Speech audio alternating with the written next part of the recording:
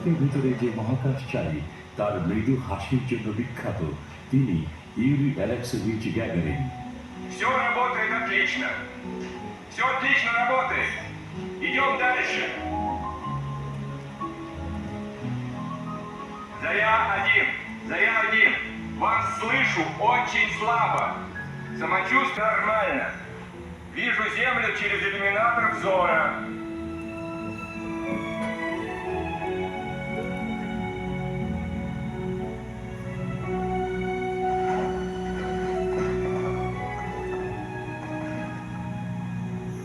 Заря-3. Какие параметры моей траектории? Привет, блондину! Я чувствую себя великолепно. Очень, очень, очень хорошо.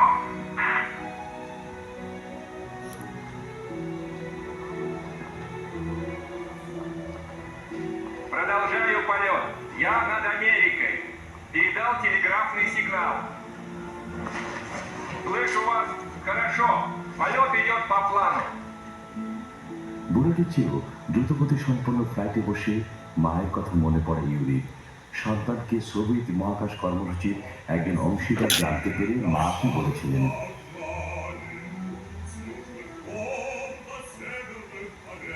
মহাকাশে অবস্থানকালে Yuri lieutenant থেকে মেজর পদে উন্নীত হন। সোভিয়েত সংবাদ সংস্থা তাস মেজর ইউরি গ্যাগারিনের খবর খুব জোরালোভাবে রেডিওতে প্রচার করে। এর ফলে রাতারাতি তিনি বিশ্বব্যাপী জনপ্রিয় হয়ে ওঠেন। শেষ মুহূর্তে ফ্লাইটে কিছু বিপত্তি ঘটে। ভস্তকের পিছনের অংশে সমস্যা দেখা দেয়। গ্যাগারিন ভয়ঙ্কর দুর্ঘটনা থেকে অল্পের জন্য বেঁচে যান।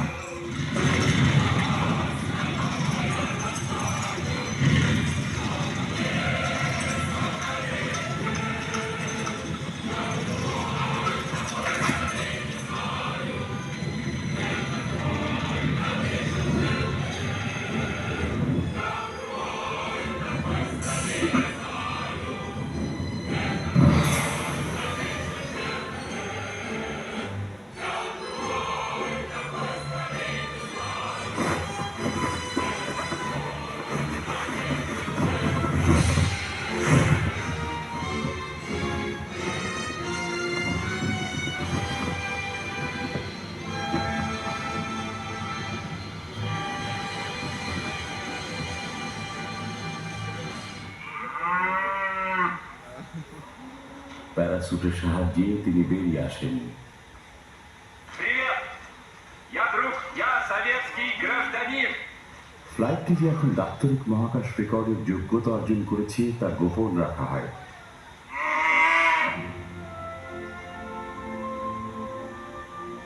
গ্যাগারিনের সাফল্যের পর ভস্তকের সাথে আরো অনেক মহাকাশ উড্ডয়ন রেকর্ড যুক্ত হয়।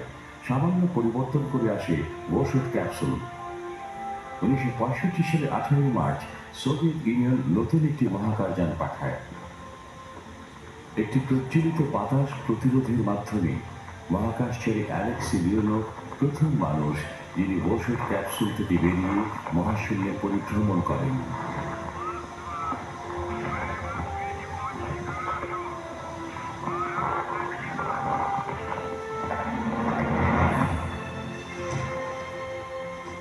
Ну что ж, Земля и в самом деле круглая.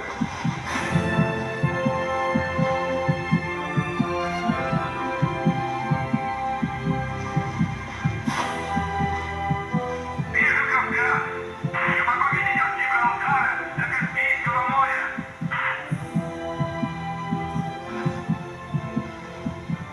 কিন্তু 12 মিনিট পর দেখি সবকিছুই মারাত্মক ভুল।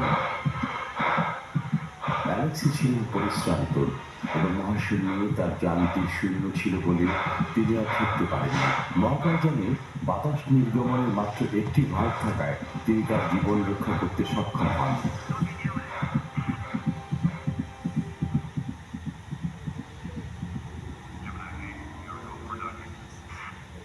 1957 থেকে 1965 সাল পর্যন্ত মহাকাশে সাফল্য অর্জনে সোভিয়েতরা তাদের প্রতিদ্বন্দ্বী মার্কিনীদের চেয়ে প্রায় সবসময়ই এগিয়ে ছিল। সম্পূর্ণ নতুন জেমিনি কর্মসূচির জন্য মাত্র কয়েক মাস। অবস্থার পরিবর্তন আসতে শুরু করে। 1961 সালের শুরুতে মার্কিন প্রেসিডেন্ট জন এফ কেনেডি দশকের শেষ দিকে চাঁদে মানুষ অবতরণের জোরালো চ্যালেঞ্জ ঘোষণা করেন। সাফল্যের সাথে চন্দ্র অভিযানের সকল নৈপুণ্য অর্জনে আস্থা যোগানোই ছিল জেমিনির উদ্দেশ্য।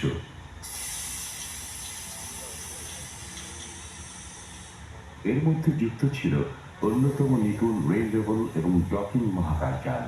জেমিনি 8 অধিনায়ক নেইল আর্মস্ট্রং ও মহাকাশচারী ডেভ স্কট সর্বপ্রথম মহাশূন্যে মানুষবিহীন রকেট সহ অবতরণের জন্য নিযুক্ত হন।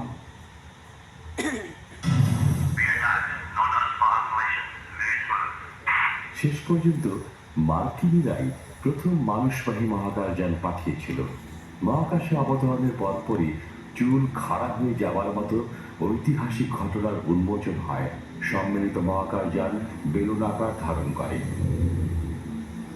নেইল আর্মস্ট্রং চাপ প্রয়োগ করে এটি সংশোধনের চেষ্টা করেন, কিন্তু সবকিছুই নিয়ন্ত্রণের বাইরে চলে যায়।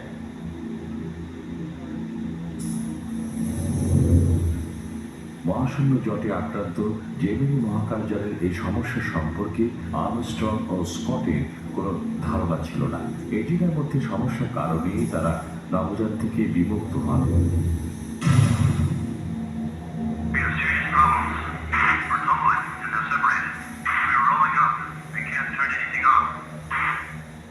অধিকতর হালকা মহাকাশযানটি উৎক্ষেপণের ফলে উৎক্ষেপণ শক্তি দৃশ্যত দ্বিগুণ হয়।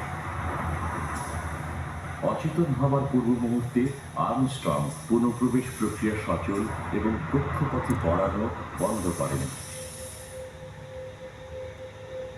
নভোচারীরা নিয়ন্ত্রণ ফিরে পেলেও অভিযানটি ব্যর্থ হয়।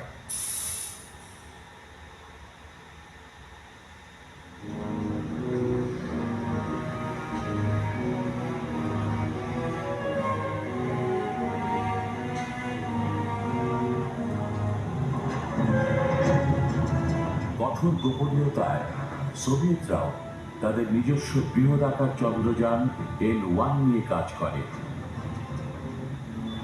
প্রথম পর্যায়ে 30টি মেশিনের সাহায্যে নির্ভুল সামঞ্জস্য